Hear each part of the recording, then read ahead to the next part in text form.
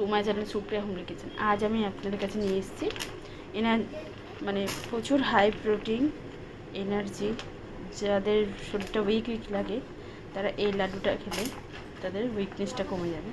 তো আমি দেখুন এক মাপের সব নিয়েছি, কাজু নিয়েছি, বাদাম নিয়েছি, কিশমিশ নিয়েছি। আর একটা জিনিস অ্যাড করতে পারতেন কিন্তু সেটা আমি পাইনি বন্ধুরা, ডাল মাখান। তো যাই হোক, এই কটা আমি একসাথে শুকনো খোলায় নেড়ে নেবো। দেখুন কড়াই বসিয়ে দিয়েছি, এটা দিয়ে দিই, শুকনো খোলা একটু নেড়ে নেবো।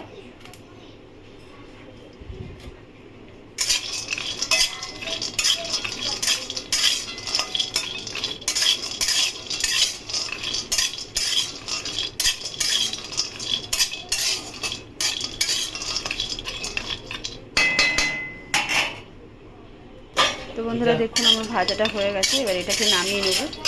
নামিয়ে নিয়ে তো বন্ধুরা দেখুন আমি বাদামটা বের করে নিয়েছি। এবার এই কড়াইয়ের মধ্যে আমি গুড় দিয়ে দেবো। তো দেখুন বন্ধুরা একদম আস্তে দিয়েছি, গুড়টাকে আমি গলে নেবো। তো এর জন্য আমি সামান্য একটু জল দেবো যাতে গুড়টা না পুড়ে যায়। একটু জল দিয়ে দেবো, দিয়ে গুড়টাকে এরকম করে নেবো, পাতলা করে নেবো। আর এইগুলো মিক্সারে দিয়ে পিষে ফিরছি। দেখুন বন্ধুরা বেশি আমি পিষবো না, জাস্ট এরকম দানা দানা থাকবে, বেশি পেশার দরকার নেই। এবার দেখি গুড়টা কত দূর যাচ্ছে। দেখুন গুড়টা এই পর্যন্ত হয়েছে, আর একটু বাকি আছে।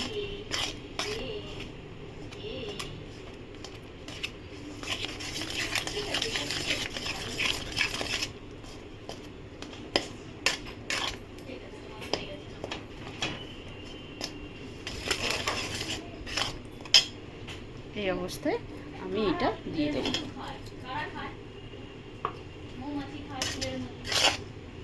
ভালো করে নেড়ে ফিরছি বন্ধুরা, গ্যাসের ফ্লেমটা এই সময় একদম লোতে থাকবে।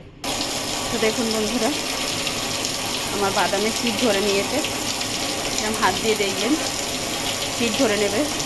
তারপরে এখানে আমি এলাচের গুঁড়ো দিয়ে দিলাম,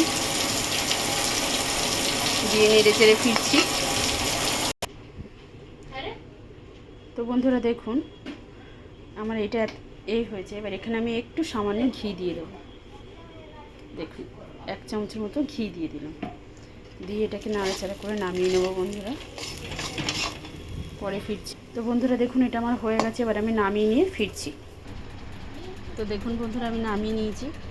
এবার এটাকে আমি হাতে ঘি মাখিয়ে এটাকে এবার গোল গোলে লাড্ডুর মতো বানিয়ে ফিরছি।